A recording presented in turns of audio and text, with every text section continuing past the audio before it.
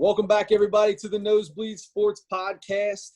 Still remote, and I am still joined by Mr. Adam Schmidt. Adam, how are you today, sir? I'm excellent. How are you?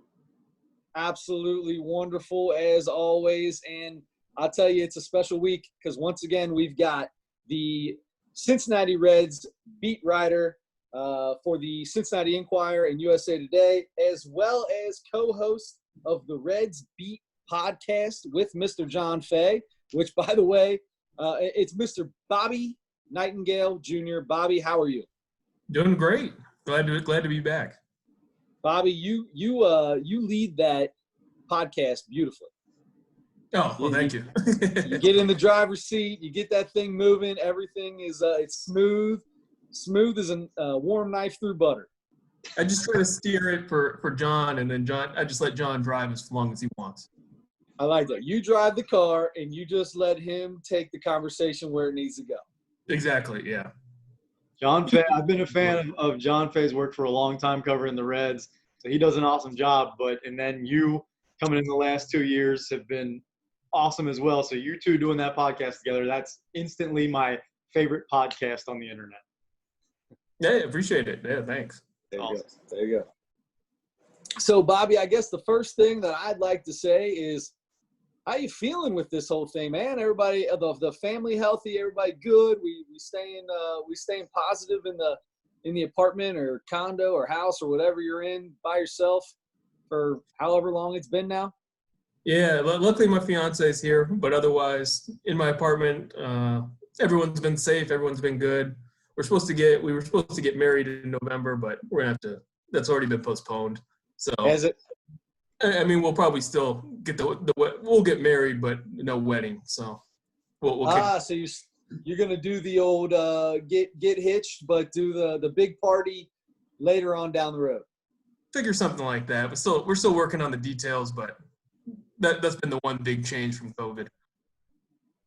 Man, I tell you, you're the first person, second person I know that was supposed to get married in this whole thing, and that's got to be.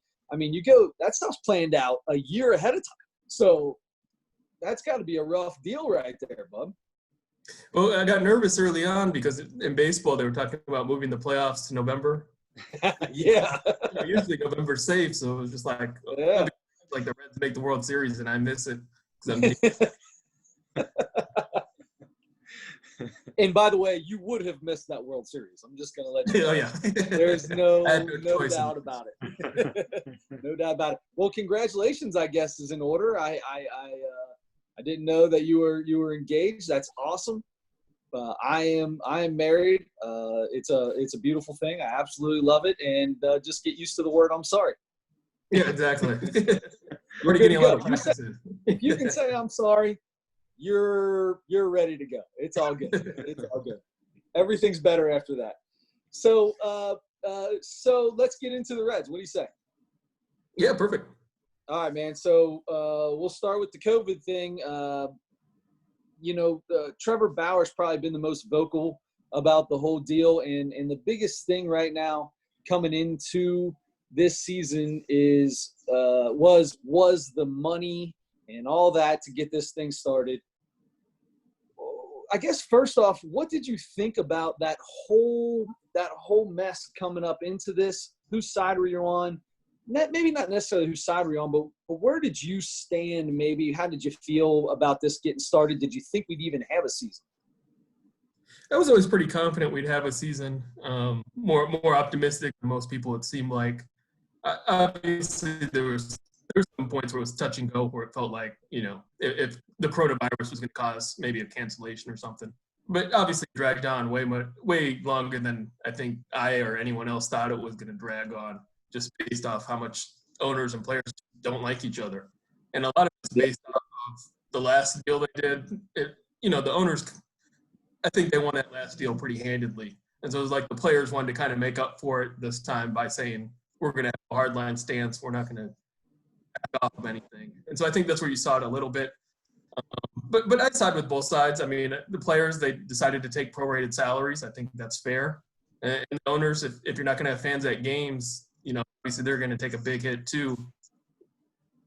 my biggest thing, it just came down to if owners felt that strongly about not having fans in the stadium about the previous deal, they should have made that more clear in the March agreement, which everything's kind of based off of. When you Exactly. it was almost just like you can't be mad you messed up in the beginning and didn't make it clear enough that everything was based off having fans when there are no fans. You couldn't have said that any better. I've been saying that for the last 3 months on this podcast. So then, Bobby, do you see this, the way this went, having an impact on the next collective bargaining negotiation? Yeah, I mean, the next one, the current collective bargaining agreement ends after the 21 season, so we have one guaranteed season left. I mean, I think it shows, you have to be at least prepared for a strike if it gets that far.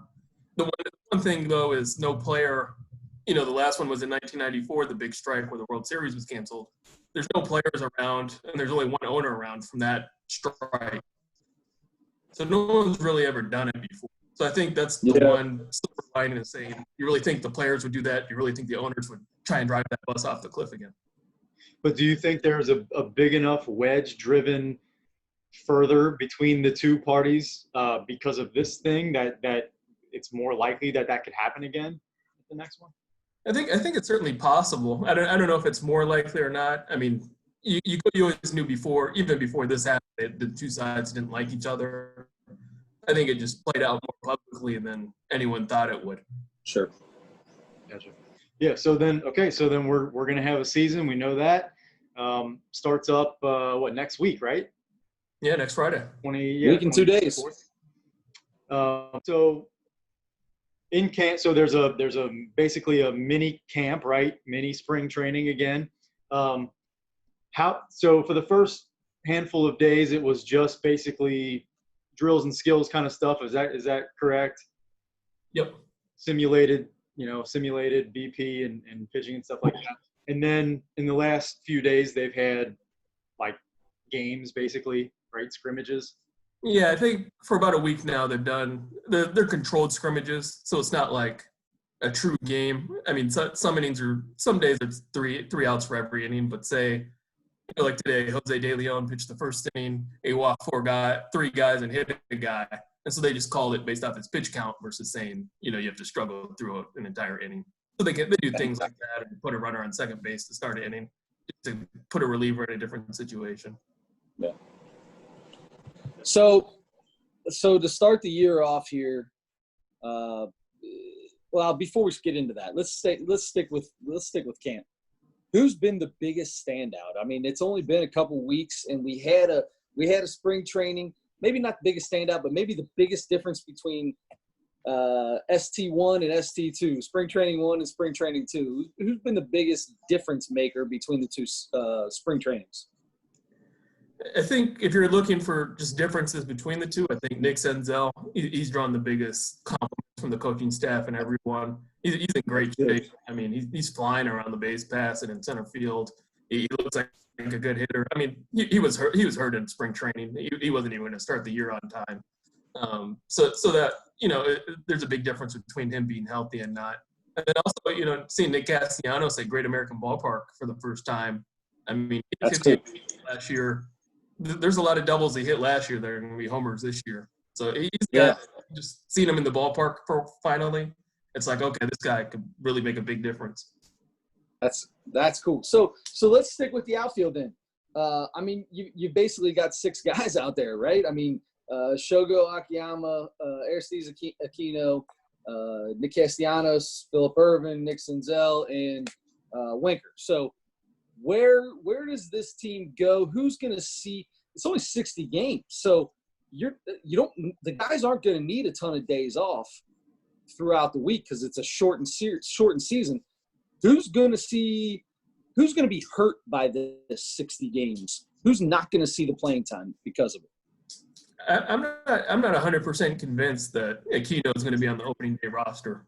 I think there's a chance they keep him in Mason and he's not immediately on the roster just because you could bring a guy like Mark Payton. He's a faster guy, and he just brings a little bit different, like a guy who could play center and speed, which they don't have a ton of those type of guys. So I could see them choosing to choose him on the roster instead of Aquino. I think he's hurt the most, and maybe Phil Irvin too. I mean, he'll probably play a lot against left-handed pitchers like he did last year. But it's just I don't see him playing every day just based off. Sure. After he signed Shogo and Nick Castellanos. It's just too bad for a guy like Philip Irvin, man. He's for 4 years it seems, or maybe 3 or 4 years now. He has probably been the most consistent outfielder we've had for the last 3 straight years. Mr. September. There you go. Yeah. Yeah. Exactly. So have you been in the ballpark every day since they've been back? I took 1 or 2 days off, but every other day besides that. So how was it, especially when they first came back, and I guess especially now that since they've been back a couple of weeks, how is everybody doing with are you seeing, we don't need any names or anything, but are there guys who are like flat out do not care about masks or social distancing or anything, or is everybody really good about it, or is it just kind of like everybody's for themselves and some people are great, some people aren't? How's that going? No, I think most guys are pretty serious about it. I mean, obviously some guys are more, they'll wear masks more often than other guys. But I think they almost all have the sense like, all it takes is one outbreak and the season's over. And they all feel pretty good about the team. So it's almost like you kind of have to work together to make sure it happens, even if maybe you don't agree with wearing a mask all the time. But most guys I've seen are doing that, and you kind of have to social distance and practice some of the health and safety rules that MLB has in place right now. So tell me about the team. You're not in the locker room, so you're not really interviewing guys, right? No, everything's over Zoom. Okay, so you're over Zoom. So are they just putting like one guy in and letting all the media be in with him, and then just switching guys around? Do they give you a few guys per day? How's that working? Yeah, it's almost so like today, for instance, we had the hitting coach Alan Zinter at 1:15, David Bell at 1:30, Philip Irvin at 2, and Shogo at 2:15. And it depends on each day. We had more players today than usual. It's, maybe Bell's every day, and then maybe 2 players, and they just come back to back to back for the most part. So are there any guys on this team? Everybody's here, right? The whole roster is here. Is there anybody that seems like there's some guys still kind of on the fence? There's a lot of guys who have just said they don't want to play, that they're not going to play. Buster Posey being one of them, probably the biggest name out there. There's other guys, a lot of stars coming into that, or even saying they're still kind of maybe on the fence with it. Does it seem like anybody is in that boat with the Reds? No, I thought there would be, but there's not. It just seems – to everyone we've asked the question to, they've all been pretty steadfast in saying, I want to play. A few guys like Tucker Barnhart, Anthony DeSclafani, Eugenio Suarez, they have pregnant wives. I thought, those guys would be more likely than all those guys, they're pretty committed to saying they wanted to play, and it doesn't sound like they gave it much thought of not playing, especially a guy like DeSclafani. He's a free agent at the end of the year. So if he didn't play, he wouldn't be a free agent at the end of the year. So it's almost like he felt, that he didn't really have a choice in the matter. Yeah, exactly. Well, it's his time to get his money. So the faster you can get that money, good for him. I'd have done the same thing, without a doubt. So have you been up to Mason at Prasco Park? I haven't. They allowed the media for, I think it was 45 minutes one day, and John Fay went from the Enquirer. But we were only allowed to have one person there. So I was at Great American Ballpark that day. How many guys do they have up there? At Prasco? Yeah. 22 players. 22. But a lot of them come over to Great American Ballpark for the scrimmages. So we've seen I think we've seen everyone but one player so far, Alfredo Rodriguez. He's the one guy I haven't seen, but everyone else has been over at Great American Ballpark at one point or another. So are there any of those guys that are spending most of their time in Mason that you see having a better chance to make the roster than anybody else? Aquino, all it takes is a few injuries and he's back into a starting role. I mean, obviously, you see his potential, so he's a guy. TJ Antone, he's kind of been one of those guys that he was really good in the spring as an up-and-comer. He was going to go to AAA. Now it's like possibly in a bullpen role. I could see them. He's throwing like 95 to 97. So it's one of those guys where he's really taking a jump up. So I could see him being a future guy in the bullpen. And there's a few non-roster guys over there that we just don't see regularly enough to know if they have a true shot at making the roster. But there's a chance. I mean, there's guys with big league experience over there that, maybe they've been having a great camp and we just don't know about it. Yeah. All right. Well, let's get a little bit into the season that is going to be. So we're talking 60 games. It's going to be shortened. The Reds are right now known for having one of the better starting rotations in the National League, if not in baseball. So in no particular order, let's go alphabetical order: Bauer, Castillo, DeSclafani, Gray, Malley. Number one, do they have a rotation set up yet? And number two, are they even going to definitely go with a 5-man rotation with 60 games being so short? Maybe knocking Malley out or Disco and getting some of the better arms to throw more? They already announced the rotation early on, so it'll be Sonny Gray's your opening day starter. And then okay. Castillo, Trevor Bauer in order, and then versus the Cubs. So those three will pitch against the Tigers, and then versus the Cubs it'll be Wade Miley and Anthony DeSclafani will be the number 5. And it looks like they'll do a 5-man for at least the start of the season, just based off the first 17 days they don't have a day off. So it's almost like you have to fill 17 days without crushing your bullpen. So I think you'll see that for at least until the first off day, and then maybe afterwards you can get a little bit more creative in terms of Trevor Bauer's a guy who wants to pitch a little bit more often, so he could be a guy after that first off day if he's pitching well, he starts the season off well. You could see that happen. A guy like Derek Johnson. Go ahead, Adam. I'm sorry. How surprised were you to see that Sonny Gray got the nod over Castillo for opening day starter? And why do you think that? What do you think was the deciding factor? I think Sonny Gray. I think he's thrown a little bit more during the shutdown period. Castillo was here in Cincinnati the whole time, but Gray he was with Kurt Casale and Derek Johnson during the last few months. So I think he's a little bit further ahead, and I think that played a little bit of part in it. And also, those two are the two main guys that have opening day experience. And Castillo, I mean, obviously you saw what he did last year. He kind of took it and ran with it. But Gray, the way he finished, I mean, he was one of the top National League pitchers the last 2 months of the season. Sure. So I think we're rewarding him for that, saying, we like Castillo too, but, just kind of reward for the way you finished. So I wanted to get into Derek Johnson because with a shortened season and an expanded roster, man, the amount of arms you have and the things you can do with those arms of throwing 2, 3, even 4 days in a row. I mean, Lorenzen already said he'll pitch every day. He wants to pitch every day. We obviously know that's not going to happen. But Derek Johnson, he's got a lot of college background. Will that help? Will that help the Reds, or do you think he might try to get a little too fancy with it and just stick with what works in Major League Baseball? No, I just think they're going to try and win every game, no matter what. I mean, I think that taking your starter out after 2 innings and just being aggressive that way, I think you'll see it happen.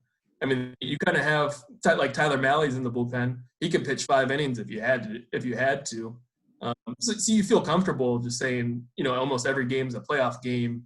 When you watch the playoffs and how fast they take out starters, I think that's what you're going to see with the Reds. I mean, first sign of trouble, I wouldn't be surprised if, you see a lot of quick hooks this season. Sure, that makes a lot of sense. I mean, it's basically an expanded playoff, right? I mean, you already have an expanded playoff, but 60 games, I mean, shoot, if you start in the wild card and you go 7 game or 5 games, 7 games, set whatever it is, you're going to end up playing 30 games in the playoffs anyway. So, I mean, that's the way I'd like to hear and he's an aggressive guy anyway. So it'll be fun. It'll be fun to see what Bell does throughout the season and Johnson. in that case.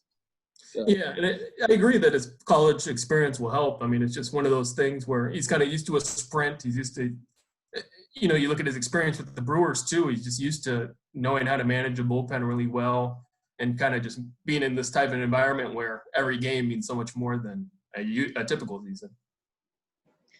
Yeah, and so this looking at the schedule, I think I saw they play like a third of their games are against Kansas City, Detroit, and Pittsburgh, who are all expected to not be very good, right?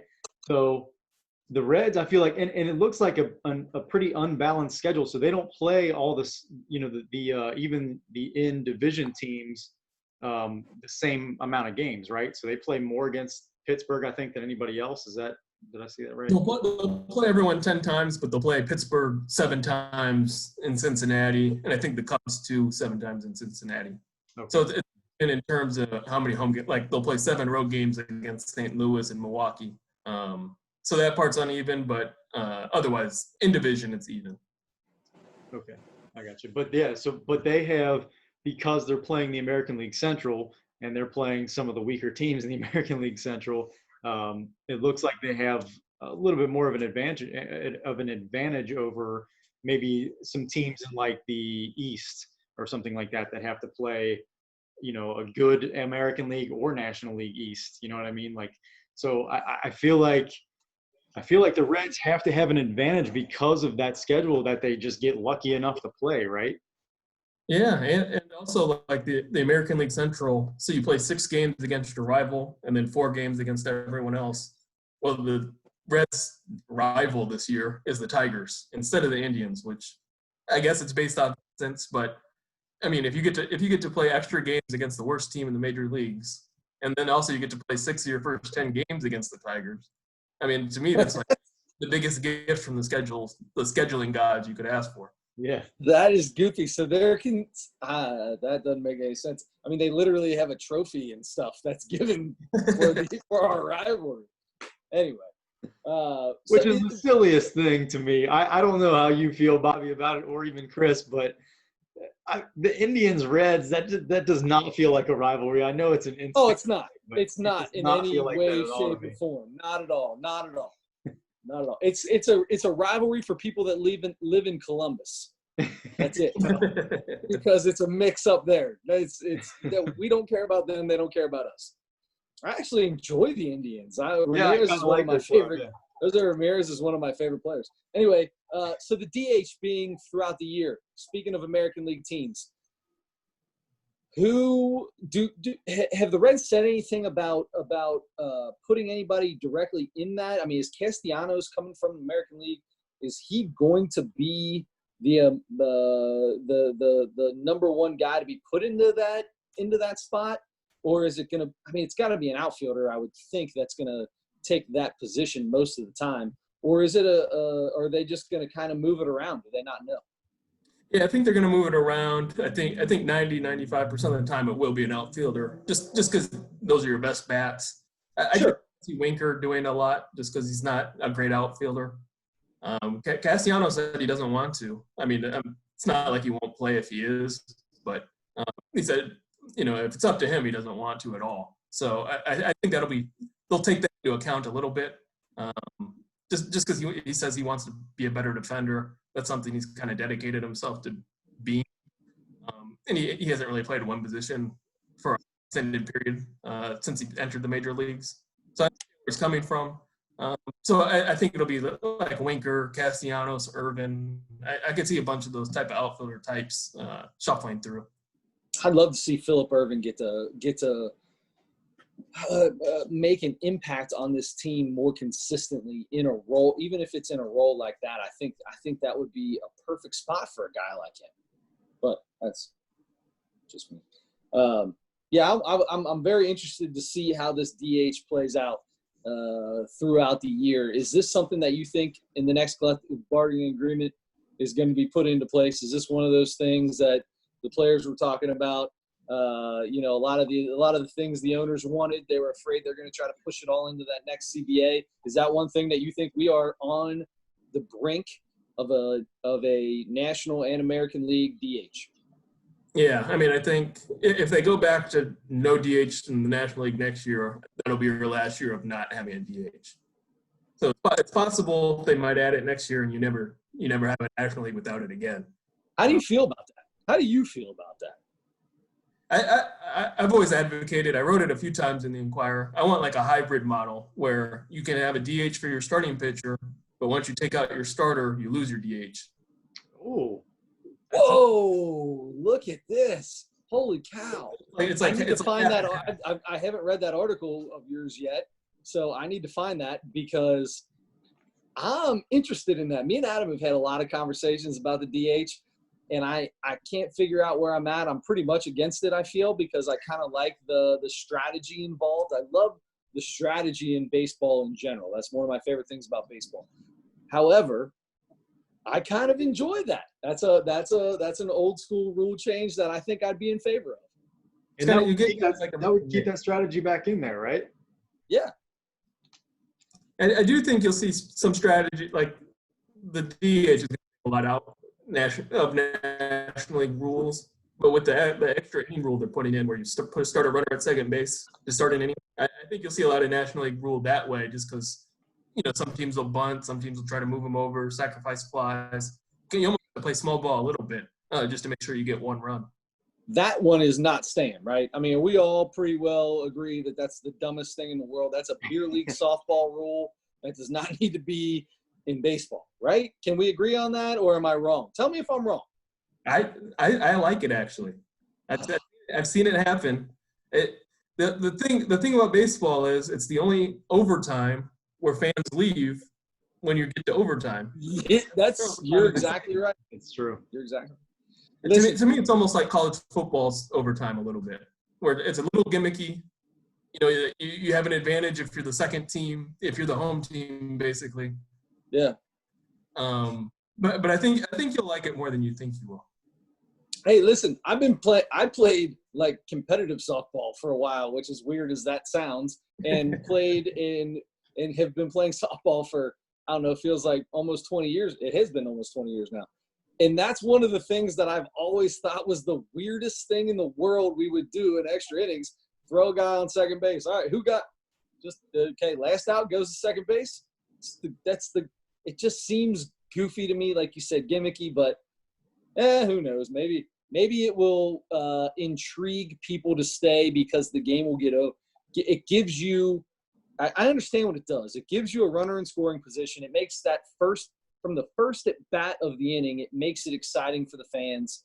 So I understand it, just not a fan of it. I just think if you had Billy Hamilton still on the team, and then you get to the 10th inning, you let him go pinch run. It'd be exciting to see if he'd steal a base. That type of thing. Could he score from second on like a bloop hit? Sure, but he would have to be.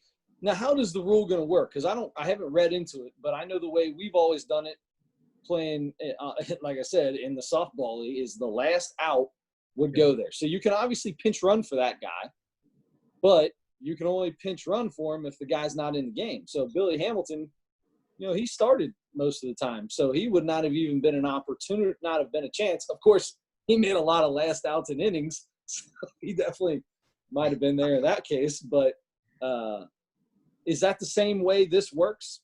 Yeah, same way. I mean, like say Michael Lorenzen, you don't use him as a pitcher. I mean, he's one of the fastest guys on the team. Yeah. So, he'd be a good guy for that role too. Travis Jankowski. Yep. Come on.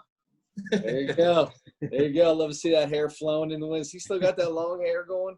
Oh, yeah, of course. Oh, yeah. See that stuff flying. I love it. Nobody cut their hair during the quarantine, so I'm sure there's all kinds of locks flowing around there.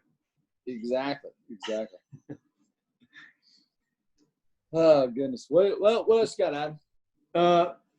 There was something I had just a minute ago, and now it's escaping me. That's absolutely terrible. I don't know. I mean, my biggest thing now is when can we expect the next Reds Beat podcast? Ooh, probably. Maybe in a few days or so. I mean, we're getting close to where they have to set the roster. I mean, you have your first game in 9 days, so I in the next 4 or 5 days, we'll kind of have a picture of who the 30-man roster will be or who the last 1 or 2 spots will go to. So probably around then. Because there was a period where, because there was nothing going on, there wasn't anything going on, so there was no podcast or whatever for a while, and then I just listened to the last one the other day, and I'm loving it. You guys gonna do that throughout the season? Yeah, we hope to. Yeah, maybe hopefully like a weekly thing, because we're probably not going to travel that much. Or the Enquirer, we're planning to go to the first road series, but beyond that, I mean, just because everything's over Zoom and with all the travel restrictions, I don't know how much we'll actually travel compared to other seasons. I'm guessing if they're not having the broadcasters travel, they probably won't have you guys travel much either, right? Yeah, I mean, it sounds like we'll probably do the first one just because it'll be unique, and then maybe after that might be, we'll revisit maybe in September if things change. Are you excited about that, or are you going to miss the travel a little bit?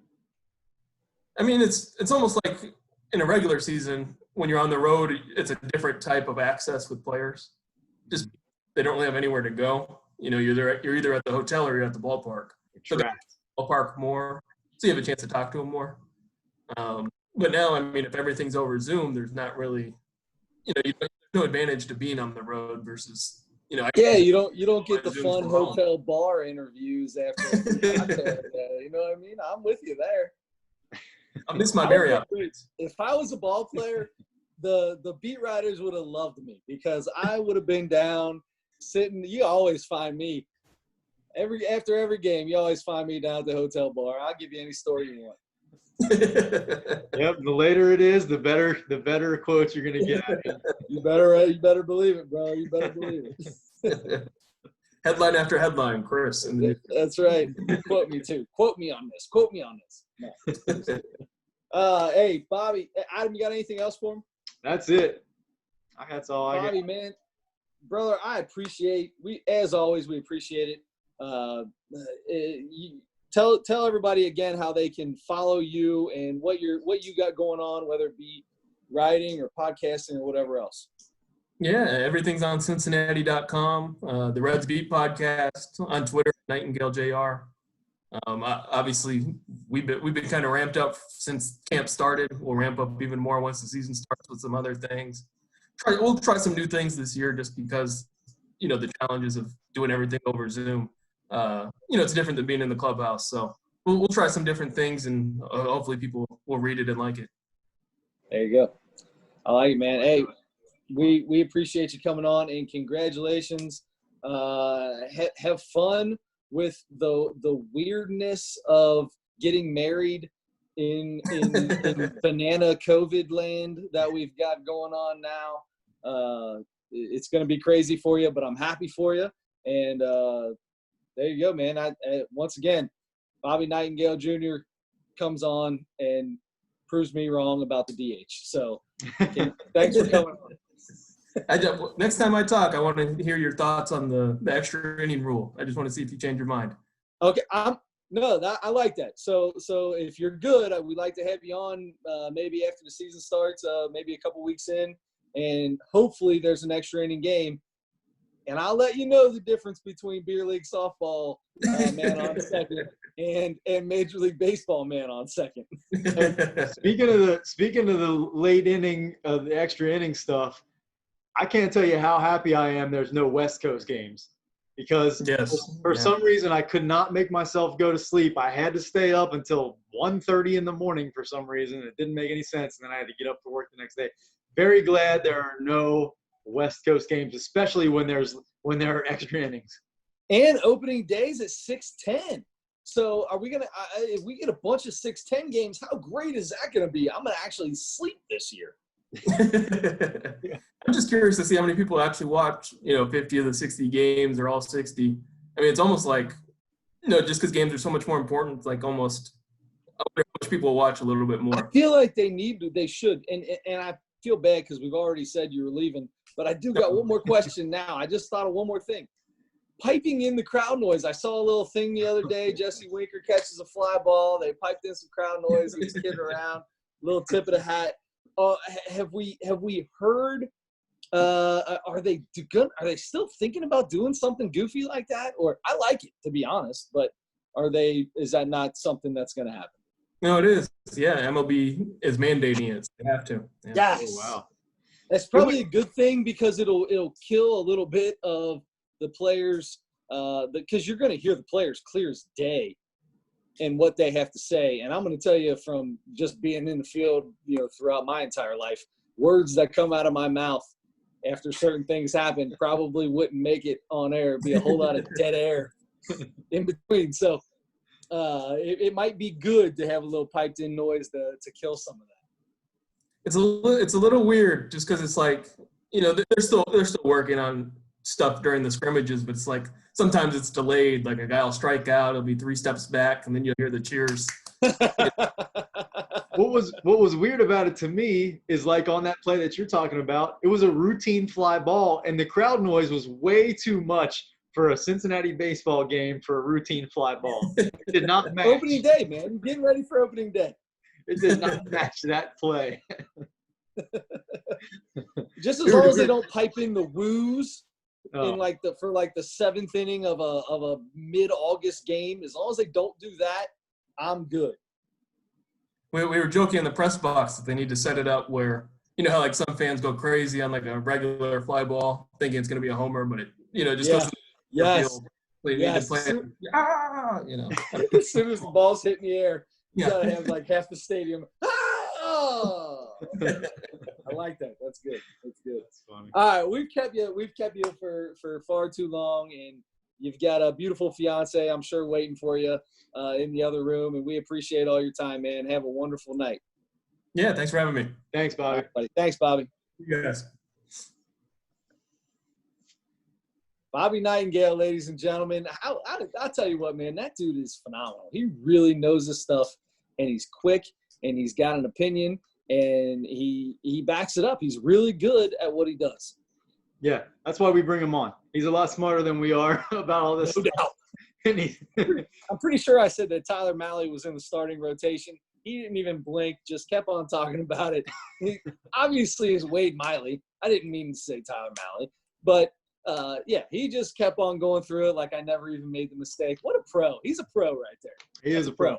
He's a pro. Although I've heard that Tyler Malley is having a great spring. Or it's not spring, it's summer, but is having a great is looking good at least. Looking good. Throwing hard now, all that good stuff. He's tossing the old pigskin around, huh? Sure. Is that what he's doing? No, that's football. That is football, yes. Yeah, I was just messing around. Hey, if we're transitioning to other sports, then I've got one really quick thing for you. Let's hear it. What you got, bro? Before we go into this comedy segment, so this happened a couple weeks ago, and we haven't talked about it yet, but I just really took a look at the list. So the NBA, there's all kinds of stuff going on about the bubble every single day. There's news like every 5 minutes about what's going on. There are more people getting, testing positive. Russell Westbrook has the coronavirus now. There's a new guy all the time that has it. There are guys that are just getting there late now. James Harden just got there yesterday or today or whatever. So people are arriving. There are stories. We talked last week about people talking about food. Some guys are complaining about it. Some guys are like, you know what, this is totally fine. There's nothing wrong with any of this stuff. We're still really lucky. But the one thing that they established a couple of weeks ago between the Players Association and the league was that they're going to be allowed to wear certain sayings on the back of their jersey instead of their name, right? Yeah. So I finally took a look at the list here. So there's an approved list. You can't just do whatever you want. You can't just no. Yeah. You can't. The NBA wasn't going to let people start talking about free Hong Kong or something on the back. They're not gonna deface the brand of the NBA. They're gonna make sure everybody's saying something that they're good with. Right. I can't go to them and be like, I want to have slippery dog or slime belly gutter snipe put on my back or whatever. I feel like they'd be good with that. Whatever. Yeah, that one. Those two would be by far the best two, but they didn't make the list for some reason. But Chris, I was looking at this list, And, you know, most of them are, okay, kind of obvious or whatever. Black Lives Matter, vote, I can't breathe, justice, peace, equality, freedom, that kind of stuff. There are a couple, though, that have me scratching my head. And I just Yes. wanted to throw a couple out at you that I am So not certain about. And I'm so excited. I'm going to tell you exactly what they mean. Okay. Because I need some help. All right. I got you. One of them is, and I will butcher this, and my my lovely sister-in-law and a few other folks that I know who speak Spanish fluently are going to cringe, but one of them is "si se pueda" is how I'm going to pronounce it, which is probably wrong, but that is Spanish for "yes, we can." Now, look, I know that it probably means like, yes, we can come together and fix racism and pandemics and all that kind of, but that's still strange. Yes, we can. That could mean anything. That could mean anything. Yeah, I mean, I feel like I don't know who the player is, but if he's Spanish, I feel like he may not be an absolute star, and maybe he's got multiple personalities, and people just want to know if he feels really confident about his game, and he's just saying, yes, we can play. Yes, we can. Okay, that didn't help me feel any better about it, but I appreciate it. I told you, I'm going to tell you what these mean, so keep spitting them at me. I'm ready for the next one. Let's go. Oh, wait, who was that, by the way? These are just, I don't know if anybody has chosen that. These are just the list of approved sayings that you can use. Oh, not approved sayings that people have.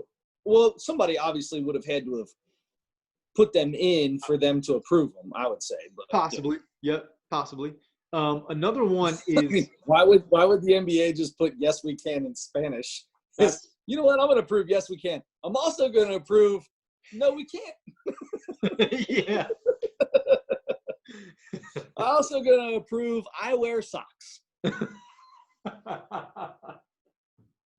All right, that's my favorite. If we're approving sayings, right? You know, once, twice, three times a lady. Oh man, if we want to do this, we can go. We could do this for another 2 or 3 hours. I haven't even thought about it, and I'm not even coming up with good ones. But God, we get Bobby Edwards on here with us. Oh my God! Holy cow, Bobby Edwards and your brother Joey Schmidt. I could just sit back and listen to you three. Just actually, those two probably come up with the funniest little one-liners. Anyway, all right, let's go. I mean, I wear socks is as good as it's gonna get, honestly. Doesn't get much better. So another one,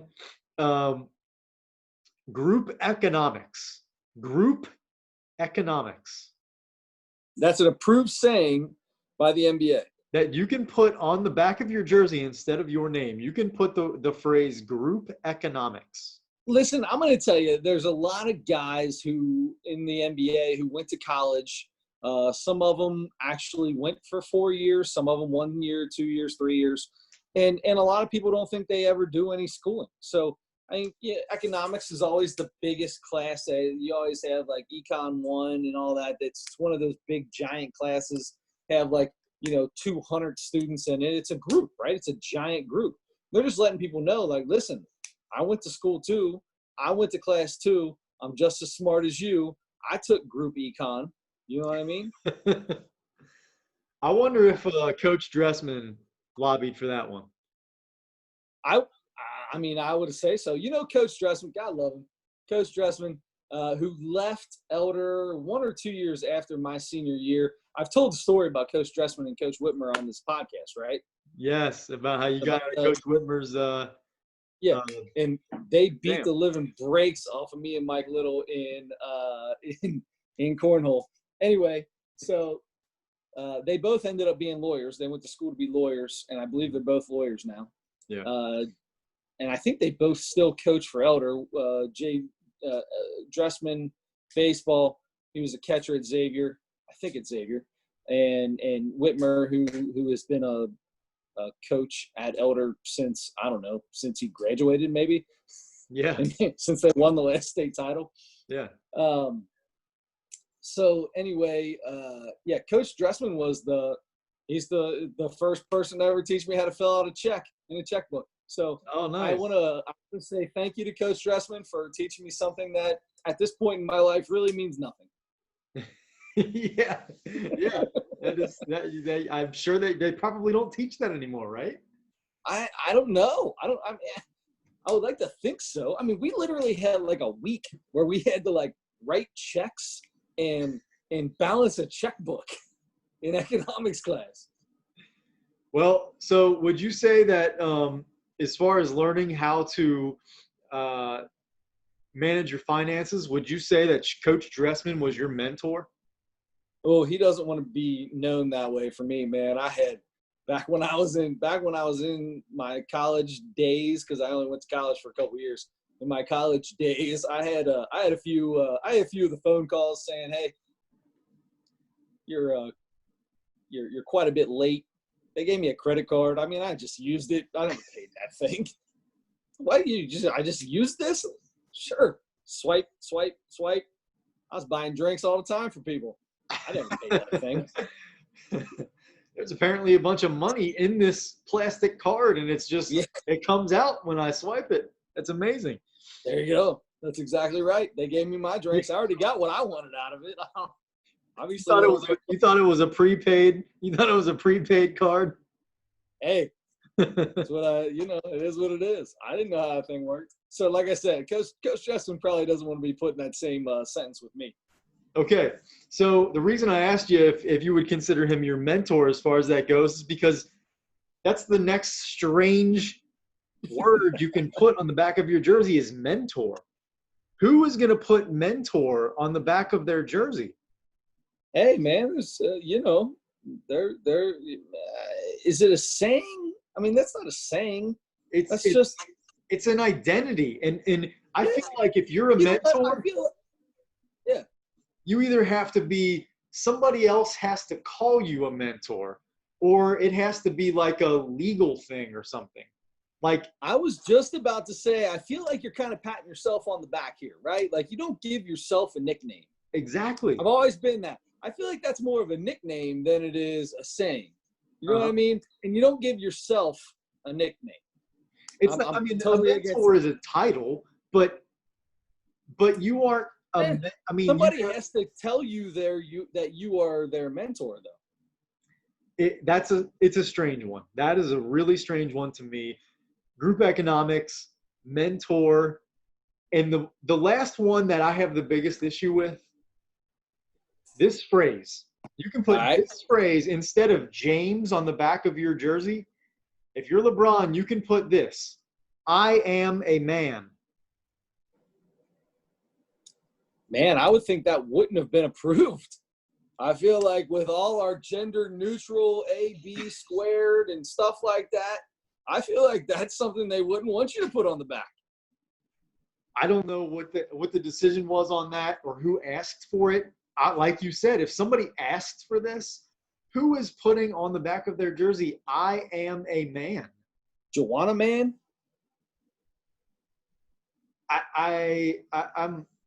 That's the weirdest one to me. The strangest. Maybe Candace Parker or somebody wants to play in the NBA and somebody was against it, so they just wanted to say, listen, I am a man. It's 2020, brother. It's 2020. You know what I mean? Or 20 delicate 20 or what? God, I can't remember what he said. Anyway, it's 20-something 20. Let's, some people are men, some people look like men. I feel like if you put that on your jersey, you should also be allowed to put the grass is green, the sky is blue. This is a yellow jersey. Yeah. This jersey is purple. So we're all still thinking about LeBron is what it sounds like. I just used him as an example. I did that for you because that's your boy. No, you know what? And speaking of LeBron, that was one of the biggest surprises to me. He came out and said he is choosing not to use one of those phrases on the back of his jersey. One of the most outspoken guys about the movement to equality. I'm going to tell you, I didn't know that. I did not know that, but I can kind of understand it because at this point in time, it's one of these like actions speak louder than words kind of a thing, right? And I can see LeBron saying, all right, everybody's doing this. LeBron is always, I want to be a little bit different when it comes to these kind of things. He wants to stand out. He wants to have the voice, right? So he'll be one that is constantly talking about these matters. But if everybody's doing it, I feel like he's just going to put his name on the back, and after every game, he will bring something up. I don't think that's going to keep him from speaking about it or keep him from doing anything about it. If anything, he might do it even more than anyone else. But I can understand that. I mean, you know, he's a different cat, man. That's why we love him. Why I love him. It surprised me a lot because he is very vocal about all that stuff, like you said, and it just surprised me that he has that opportunity and he's not doing it. But what is the opportunity? I don't know. It seems it's like Bobby was talking about. It seems kind of gimmicky to me to begin with. So yep. Maybe he's like, you know what? To just put something on the back of my jersey doesn't mean anything. I mean, it means something because it's how you feel, but you know, let me portray how I feel the way I want to do it, not mandated by the NBA to say this is what I want to say. Maybe he wanted to put a last name on the back because they already said they weren't going to let you put any names like Breonna Taylor, or anything like that. So maybe he wanted to do that. They said no, and he said, well, if that's the case, I'm going to put my name on the back, and then I'm just going to make sure that everybody knows how I feel. Yeah, and I'm sure this was the opportunity to put one of these phrases on or words on the back of your jersey is to appease some of the guys that were considering not playing. 100%. To not take the focus away from trying to make some change. So, I mean, that surprised me. Jimmy Butler's another one that said he's not going to do it. That also surprised me. I feel like he's a guy that would definitely speak out about stuff like that if given the opportunity. But besides that, it's I want LeBron and I want Jimmy Butler. I wish those were the guys that were having those phrases on the back of their jerseys way more so than the guys who are the third or fourth guy off the bench who 10 years ago, Adam Schmidt knew every single player in the NBA. Yeah. 20 Adam Schmidt, there's probably at least a guy or two on every team that I'm not familiar with anymore. So those guys, when those guys get and they don't have their names on the back of their jersey, I got to look it up. I got to listen for the announcers to say the names. By the way, that's going to be hard on them too, probably. Guys who don't get in games very often. And a guy comes in, they'll have jersey numbers. You got spotters. They got spotters, and they still got the numbers on. So maybe true. Not spotters like like football does, but the numbers are right there. They've got a list. There's only 15 guys. You can find that list pretty quick. I don't think that'll be too tough. Yeah, but for me, that's going to be tough when those kind of guys get in the game and they've got I am a man on the back of their jersey or group economics. Hey.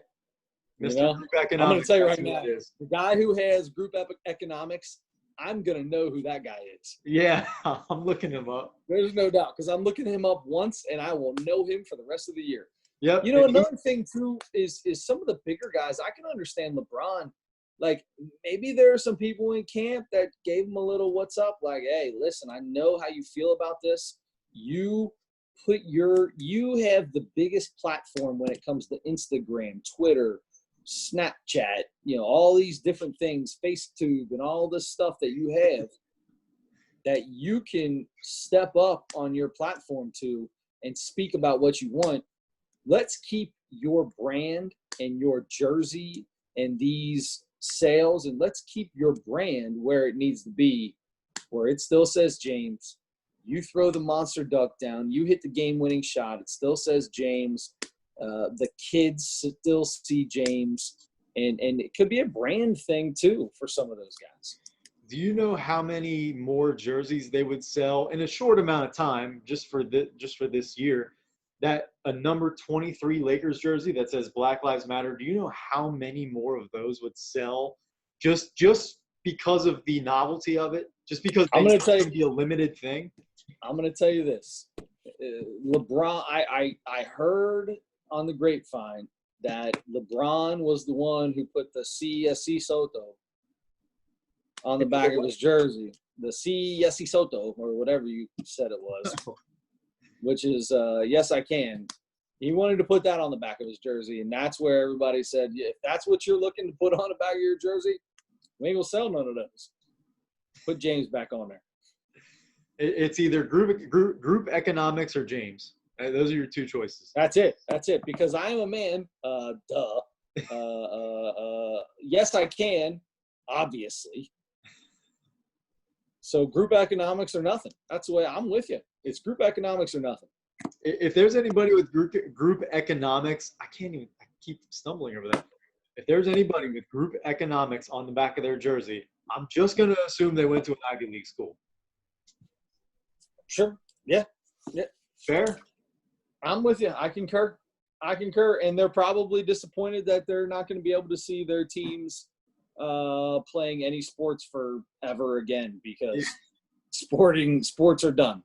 Sports are done in the Ivy League. No more sports. Sports are just done in general. I mean, the NBA is not going to finish because they're going to have an outbreak. And once you're in the bubble and an outbreak happens in the bubble, everybody's got it. We're all bubbled out. Baseball is not going to finish because forget an outbreak. It's not even going to be an outbreak. It's just going to be just straight chaos in Major League Baseball. Speaking of outbreaks in a bubble. So I think I said, did we say last week? My wife tested positive for the coronavirus. Okay. We did not say that on the air last week. I never said it on the air. All right, screw it. I'll say it on the air now. It was actually 2 weeks ago today that she went and got tested. 14 days ago today, she got tested. And I got tested as well, came back negative that day. I also went and got tested again last week, came back negative as well. She, however, got tested Saturday. She's still positive. I'm just going to tell you, my kids are negative. I'm negative because I don't mandate that if something falls on the floor, you throw it away. If food falls on the floor, you pick it up and you eat it. All right? The immune systems in my house, I've been talking about my immune system for years. Mike Tyson lives inside my body. Young Mike Tyson, 80s and 90s Mike Tyson. He is my immune system. He is my kid's immune system. That stuff can come into my house, yet not interact with me in any way, shape, or form because I beat it up. So is it because of that, or is it because your wife is a conscientious person and she is doing her job and staying away from everybody? Yeah, she stays away from us Okay. and wears a mask in the house, poor thing. But she still comes downstairs. She'll eat dinner with us. She sits at the other end of the table and has dinner. She comes outside while we swim in the pool. It's the poor girl would be in a state of depression of no other if she was locked in that room for 2.5 weeks. But so I'm just telling you, it was in my house for at least a day or two before we knew she had it. Okay. And you still avoided it. Good for you. Dos negatories, brother. Dos negatories. She just didn't want to kiss you at that time because you had that big old beard. She loved the beard. She blamed it on some fever blister or something like that. She said she had it. She's always making something up, the weird reason why she can't give me a kiss. There's always some reason. Okay, but she feels okay, right? Oh yeah, she's 100%. She can't smell or taste anything, but other than that, she's 100%. And by the way, that whole smelling and tasting thing, I thought was the weirdest, goofy thing in the world. She's like, it's the craziest thing ever. She literally can't smell anything at all. Nothing. I'll tell you what, if that happened to me, you'd see you'd see a healthy Adam like you've never seen before, because there's no reason for me to not eat vegetables then.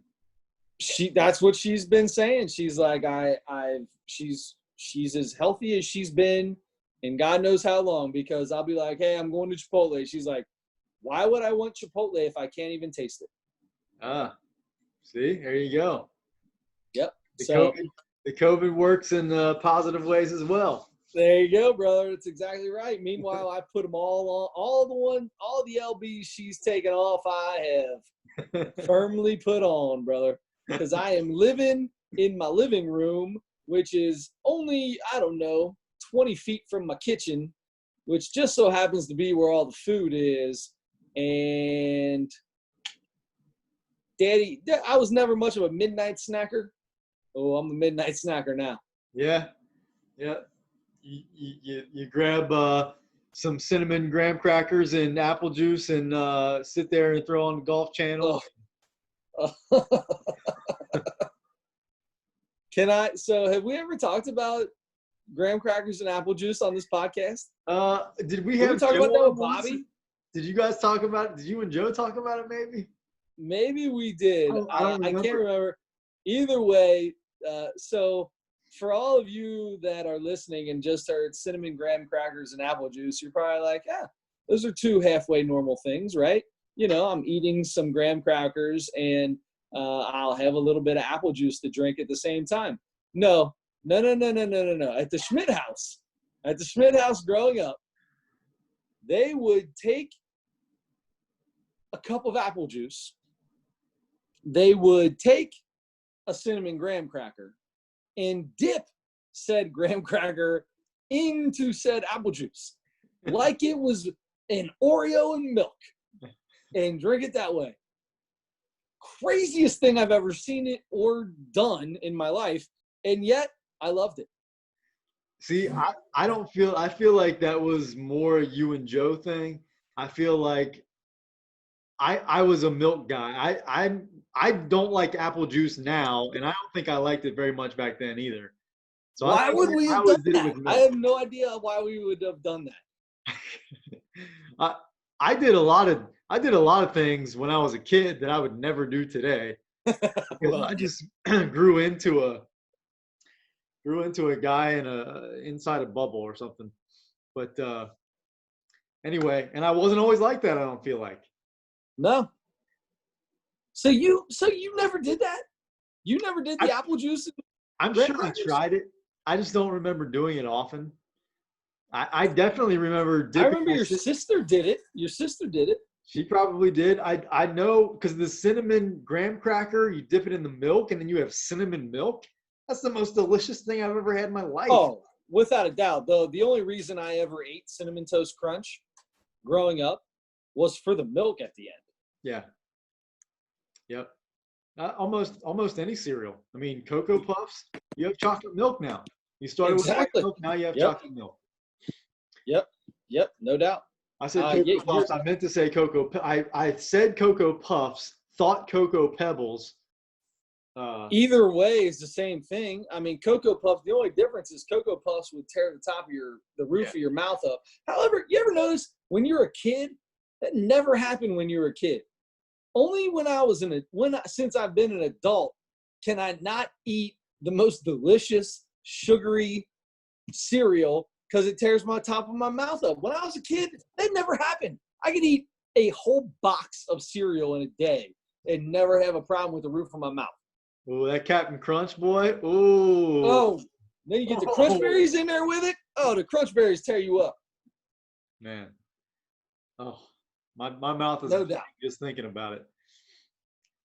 So this turned into yeah. Stick it. Yeah. ripping out skin. Yeah. One of those moves. So this took a really weird turn, but not nearly as weird as the comedy special that we watched. Right? How's that for a turn? All right. That was a well transition. So it was my week to pick, and I'm a big Two Broke Girls TV show lover. I thought that was hilarious. Me and my wife watched it for the whole time it was on. And Eric Andres was on there in the middle, I want to say, for probably 2 seasons. I can't remember if he was Max's girlfriend or just a really good friend, but he was a big pot smoker on the show, and he's obviously a drug user in real life, which, to each their own. I got no problem with that. So I was really interested in watching this guy's stand-up. I'd never seen him do a stand-up. I didn't know he had like a traveling show that he did as well, which apparently he does because his flaccid member fell in a audience member's mouth. Spoiler alert if you haven't watched the show yet, the stand-up special. Anyway, I was excited about this, and man, this dude, wow, just wow. I'm just gonna go with wow. Yep, wow's a good way to describe it. So on Netflix, so this is on Netflix. The title of it is Legalize Everything. Derek Andre. You know how when you log into Netflix and you have all the options, the categories, like it'll say top picks or what's popular or dramas or raunchy comedies or stand-up comedy or sure. All these different, and then it gives you like a row of options that fall in that category. Well, I found this one under oddballs and outcasts. That would have fit right in. I noticed that, and so I started scrolling through, and I didn't search for it. I was like, okay, I'll find it. It's in one of the newer ones. So I just started scrolling through and I saw oddballs and outcasts, and I'm like, there's no way it's not in this one, because I already knew. I've seen his show. He has a show on Adult Swim. I don't know if it's still on or not, because it was so outrageous that I watched it for a while and then I stopped, because it was actually worse. It was actually crazier than this special. Crazier than what he did on this special is his Adult Swim show that was on at like 12:30 at night once a week. But so I knew how insane this guy was. And I thought, okay, but this is like a stand-up show. I've never seen him actually do a stand-up set. All I wrote down, Chris, was Eric Andre, Legalize Everything, Netflix under Oddballs and Outcasts. And then the only other thing I wrote was way too much. He just got, if he, like, some of his stuff wasn't bad. Like, he had some, I feel like he just needed to work on it a little bit more. Yeah. And some of the stories would have been really good and had good punchlines and would have been really funny. But when he would just go ballistic and start freaking out in the middle of nowhere, it was more of a, what the heck is going on, than it was, that's hilarious. Because some of his stuff, I mean, he had some political views. He had, some religious things he kind of talked about, even though he doesn't really care about any of that. But he, it wasn't terrible. It wasn't good, but it wasn't terrible. I laughed the hardest when he brought his phone out so I'm going to tell you how it goes. So he's back in his hometown, and he texts a girl, I guess, that he used to hook up with, and says, come over. And she doesn't answer, so he says, are you mad at me? Which, listen, we've all been there, right? So just weird things that happen, and she says she's somewhere with her boyfriend, and then he gets a text from the boyfriend with some hard guy routine going, and he says, what are you, a villain from a 1980s movie or something like that? And I laughed hard. That was funny. And then he got somebody else's phone, and what he did with that phone, I've always wanted to do. Just text somebody whatever it thinks you should say next.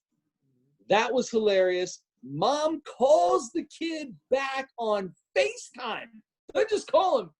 FaceTimes her son, and she becomes the star of Eric Andre's show. She was the star. That was the best part of the entire show at the very end.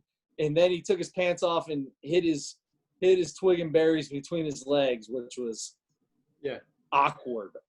My testicles hurt watching him do that. I tried it. I went into the bathroom and I was like, how did he? And I like tucked back and I tried to squeeze and I was like, oh, holy cow. That was, it kind of hurt a little bit. I don't know how he did it. Everything has to be big enough to clear your legs. Well, and you know, the house is a little chilly. I mean, usually the berries are usually the ones that I got no problem moving around wherever they want to go. But they were the ones that felt the worst in that situation. Now, he was sweating profusely, so he was warm. So, you know, the way if you guys don't know much about anatomy, the hotter your body is, the farther they try to get away, and the colder it is, they try to stay in a neutral temperature, so they'll tuck back up in to get a little warm. So he was warm, so I'm sure they were hanging low, but I couldn't do it when I got to the end of it and I went and tried to tuck back and boom, it gave me a little surprise there. The house is a little chilly. That's the one I always use too, buddy. A little chilly, bro. I keep my stuff on 68. You know what? We just got the title of this episode. House is a little chilly. If it wasn't for the amazing Bobby Nightengale being on this program, that would have been the title. That's exactly right. You know what? Hey, I've been telling women my whole life, well, my whole adult life, that sometimes the house is just a little chilly. Turn the heat on in this thing or what? I'm freezing, obviously. Yeah, obviously. Oh, Lottie. Okay. So Don't anyway, let it get off the rails. Don't let it get off the rails, Adam Schmidt. Take us down. Bring us back. I mean, it's hard not to with this cat as our comedy special. We're just going with the theme. That's right. With the theme. So back to Eric Andre, because he loves being naked, and he would just like pull up his shirt at random times when it didn't make any sense, and like he does that kind of stuff on a show all the time. Loves being naked, and it's weird, and I think there's like he just goes for the shock value, and that works like once or twice or whatever in the context. The context has to be really, really funny for that to work. But when you just do it all the time and you're just running around naked and screaming your head off and talking about drugs the whole time, like I had similar thoughts and feelings during this one that I had when we were watching the Pete Davidson special, in a different way, because Pete Davidson is like the opposite of that. He's like this down, like he's looking at the floor and stuff the whole time. And so they're opposite guys, but they're both they both talk about being on drugs a ton, and they obviously have some stuff going on in this part of their body. I don't think Eric Andres does nearly like Pete Davidson. I think Eric Andre is totally cool with himself, and he just is who he is, and it just is what it is, brother. Listen, I love to be naked. I love being naked. If it wasn't for my kids, I'd be naked in my house probably 14 hours a day. But Eric Andre is naked in front of crowds and cameras all the time because he's he's way too extra about everything. I would do that. That wouldn't bother me. This guy, I get that feeling that he's trying too hard, man, and it takes the funny away it takes the humor away. That's what it did. It did that a few times. I think he had a good bit with the cops and the reggae music. I think that was a good bit if he wouldn't have went off the rails with it. Yeah. I think he had some good bits that he just jumped off and started screaming. The thing that he brought back from Cuba was hilarious until he started screaming at the end of it. Like, Yeah. I mean, that might have been one of his better jokes, to be honest. And I don't know. I think he's got good ideas, and I think that it fits a certain area. But he just needed to hone those in, and maybe that like you said, the shock value might just be. Sometimes it's just too much because he had some good stuff in there. It just went off the rails. He's probably better as a writer. You know, he's on his, he has his own show. Obviously, he did this special. He has his own. He's on television and he has his own brand and everything. But he might be more valuable as an idea man. Yeah, no doubt. So because have somebody else with a little more sense about them execute the ideas to make them funny. Because there's some really good comedians that could take a few of those jokes and could have turned those into gold. Yes. That he had potential of the jokes he told in that, or he tried to tell, the stories he had with the Coachella, with Snoop Dogg, all that stuff. There, and leave the drugs in it. The drugs are fine. Like how much drugs you take and smoking with your mom and that stuff, it could fit. It could fit without the over the top. I think that dude, he had a good special if somebody else did it.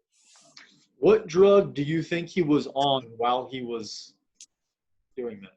Look, I'm going to tell you right now, my whole life, listen, I've never dabbled in much of anything except for the alcohol, right? So going off that's that, what they call it on the streets too, by the way. That's the alcohol for it. The alcohol. The alcohol, yeah. So yeah. that's about my extent of dabbling into things. However, I have quite a few slang. However, I have quite a few friends and have known quite a few people in my life that I've hung out with very closely that partake in everything he talked about. So, and have seen people on everything he talked about, except for that, I don't know, the one where he was in an Uber with Ellen DeGeneres. I can't remember, Schlebler, or I don't even know what that was called. That was something goofy. Anyway, but I couldn't tell you what he was on, but he was on something. No doubt. Sure seemed like it. You got to be, because he was dying. He was dying on stage. That dude was not in great shape. And to get into those spurts of incredible, it was incredible cardio that he had to do for short spurts. And he was sweating hard. He used to be a real skinny dude. He should be. He should be. But he obviously gets some munchies quite often. So he gets the munchies, and he had enough success. He got a show on TV, so he has enough money now to just kind of sit around and eat a little bit more often, I think. There you go. So all right. So honesty, I think the guy's good. I think the guy could be. It had a ton of potential.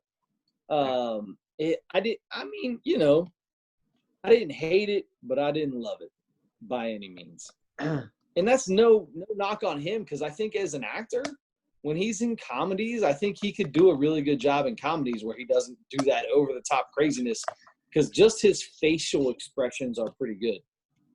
Yeah. Yeah, I would like to see him reinvent himself a little bit, because I agree with you. He could be good, and like I said, I think he could be a writer, and he could still be a performer too. But just focus on what you're trying to be funny about, not getting naked and screaming. The stories are good, man. He had good stories. It just needed to be refined and put together a little better. Yeah. All right, so we got to rate this thing. What do you got? I'm going to go with 1.8. Ooh, boy, oh boy, oh boy. That may be it sure is. That is the lowest score that you have given a special. What's that give Pete Davidson? You comfortable with that? You gave what did I give Pete Davidson? You gave Pete Davidson a 3. The lowest score you gave was Jerry Seinfeld, 23 Hours to Kill, you gave a 1.9. Yeah, I'm good with that. So you get a 1.8. Yeah. Listen, I don't look at what I rate everything else. I'm a spur of the moment guy. I might rate something I like better lower than something I rate something else, but it's a spur of the moment kind of a thing, man. I enjoy it. 1.8 is how I felt about 20 seconds ago, and that's what I'm sticking with. Okay. All right. I think I'm going to go with a 2. I think I'm going with a 2. Whoa, I rated that higher than you. I totally thought that you would rate that lower than I did. So did I. Your 1.8 was a lot lower than I thought you were going to go. And my 2 might be a little bit higher, but I started, like you were talking about, I started looking at what I have done and everything else. So I believe that 1.9. I'm going to tell you right now, and just because it's the lowest I've ever rated anything, doesn't mean that there weren't good parts. I laughed hard at the Apple texting and all that stuff. I laughed hard at the end of it. And I think I'm rating it lower mostly because I know it could have been that much better. Yeah. You could have used the exact same material and killed it. Seinfeld, I thought he could use that material. Anybody could use that material, and it was garbage. So, and I love Jerry Seinfeld. Dang. That's a legend you're talking about. I love him. Dude, you know how I own. Don't worry, he's got my money. I own every Seinfeld DVD there is. He's already got my money, brother. Trust me, he don't care. He don't care what I think about it. And he got your money for that special too. If you pay for Netflix, he got your money for that too. And unfortunately, apparently, I'm like the 1 in 10 people that have Netflix that actually pay for it. Oh, I pay for it. Yeah, I guess everybody uses other people's or something, but the way I understand it is everybody just jumps on everybody else's. I mean, that's how we started. I jumped on somebody else's on their flicks, and one day got told, "Yo, hey, you mind jumping off because you got too many people on my Netflix right now." Like, well, sounds like you give your password to way too many people. Yeah. So I bought my own. I don't give mine to nobody. Nobody gets my Netflix. Nope. Now, I do give them my Hulu, and I do give them my HBO. I do give people that stuff, but nobody gets my Netflix. Gotcha. Okay, so speaking of those things, we have to pick a comedy special for next week. I believe you're incorrect there. Over the past few weeks now, we've kind of gone back and forth. And you just said that we need to pick one for next week. And I believe you are the one that is going to be picking this one. Okay, then I'm going to, so I just heard about a special this afternoon, late this afternoon, that I don't know if I was aware of, but apparently a guy that I've been talking about maybe going back and watching an older one, apparently not too long ago released a comedy special, and I believe it's on YouTube. So I Whoa, different. Okay. So and there are comedians that are starting to do that. A guy that I follow, Mark Norman, a comedian. He released a Netflix or a YouTube special like a month ago or something like that. So I know people are doing that, but I am talking about Hannibal Buress. Now, we have watched Hannibal, haven't we? I don't think we watched the Hannibal Buress. Have we? Maybe I just have. I've watched a couple of his specials. Hannibal Buress is hilarious, and apparently that's the cat that our boy we just watched does his show with. Oh yeah. Hannibal is Hannibal's always on the Eric Andre show. He's like the co-host. He's like the opposite of Eric Andre. So he comes out first, or no, he comes out after Eric Andre. Have you ever seen the opening to the Eric Andre show? No. Okay, I'm gonna send it to you later. I won't do it right now on the air, but I'm going to send you that after we're done here, so you can see what the beginning of every show of his looks like, and you are not going to be surprised. So okay. So, No, I won't. No, Hannibal Buress though. Hannibal Buress is he is, I think he's one of the boyfriends in God daggone it. What is that show with the two girls that was on Comedy Central? Yep. That show is hilarious. It's the one series that I have wanted for a couple years to watch. Yes. And I can't seem to. I haven't seen the whole thing. I've seen bits and pieces for it. The only way you can do it is to pay for Comedy Central. It's the absolute only way you can watch it is to pay for Comedy Central's whatever app or their streaming service, whatever. Everybody's got one now, but that's the only way. And I can't remember what the heck that is called. I keep wanting to say Vice City. That's obviously not it. That's the goofiest thing in the world. But it's Broad City. There it is, Broad City. I knew it was something city, Broad City. And I'm going to tell you, those two chicks are hilarious. Yeah. And Hannibal Buress does a good job. He's hilarious in that too. He is low-key funny as hell. I love Hannibal Buress. In fact, I found out about this special because he was just on in the last couple weeks with Joe Rogan on his podcast. So I saw that today and I started listening to it at work, and Joe Rogan right up front said, you just released a comedy special on YouTube. And it's called Miami Nights. I see it right now. So it's on YouTube. So jump on YouTube, and actually, I'm guessing you have to pay. So I subscribe to YouTube TV. So I think I can watch this because I subscribe to that. So if you don't subscribe to that, you might not be able to see this. So, well, hold on a second. Let's just find out. It's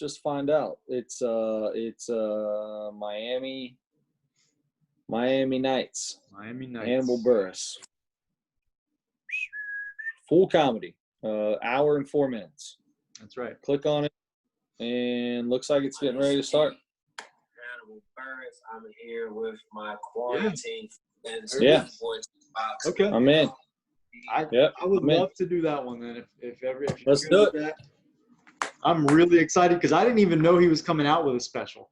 I've been for a while thinking like, man, he's due, man. I need another one from Hannibal, and very excited today to find that out. I'm very excited that we get to watch it as part of this podcast. Yes, very excited as well. I think this will be a good one. I think this is going to be. I wanted Eric Andres because I'd never seen anything he had done, and I thought he was really good. Two broke girls. Sorry, that's what I always joke around and call it. Man, that's my joking name for it. So Two Broke Girls. I thought he was great in that, so I wanted to see his special, and I'd have been good if I never watched that. So let's hope Hannibal was a little better. Hannibal's going to be better, I promise you that. I know that. Everything I've seen a couple of his specials before, and he's been good. So yeah, I feel good about that. Now next week we will be coming on the air a couple days before the baseball season starts. When does the NBA season officially kick off? July 30th. So we'll be another week and a half or so ahead of that. So, so we got one more, bud. One more. There's one more of these. Crazy hair, Chris. One more quarantine podcast with no baseball or basketball. Yeah. That's all right. We'll be ready because you know what? I'm telling you, you gotta follow somebody who is there. And as a matter of fact, I just did that today because I listened to a podcast yesterday. Zach Lowe had the young lady who is down in the bubble as part of she's ESPN. She is. Yeah, I seen her. I know why you're following her. No, Malika Andrews, because she is inside the bubble. Yeah, I know she is. So I know she's inside the bubble. Yeah, and look, yes, okay, yes, she is exactly what you. She's attractive. Sure, yes, she is. But she is, I'm telling you, first of all, I didn't know who she was before I heard her on Zach Lowe's podcast yesterday. And I was like, okay, she sounds awesome. Like she sounds smart and like she's good at what she does and all that kind of stuff. She's reporting on what's going on in the bubble. And then I went to follow her on Twitter, and yeah, it just so happens that she's right up my alley. But yeah, she is a good follow. So follow her. I was trying to pull it up. It's MALIKA. I just did. _ Andrews, ANDREWS. So and who cares if she's attractive or if she looks like me? It's. I was saying I've been watching her on ESPN for the last last week since people have been coming in there, and that's the only reason. As soon as you mentioned her name, I was like, I know who you're talking about. And I had not seen her before I followed her on Twitter. But seriously, she has a ton of information, and she probably won't divulge everything that she sees down there, but because she has to be professional. But she has information about stuff going on all the time, and she told a bunch of stories on Zach Lowe's podcast and all that good stuff. So follow everybody you can find who is down there, because there's stuff happening all the time. Yep. So we're going to have plenty to talk about. There's going to be plenty to talk about, even though we'll still be a couple days before baseball and another week or so before basketball. So we'll have plenty for you next week. We'll watch Hannibal Buress, and we'll talk about that one.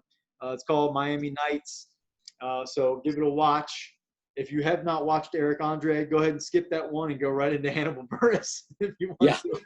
Go ahead and do that. You're not missing anything.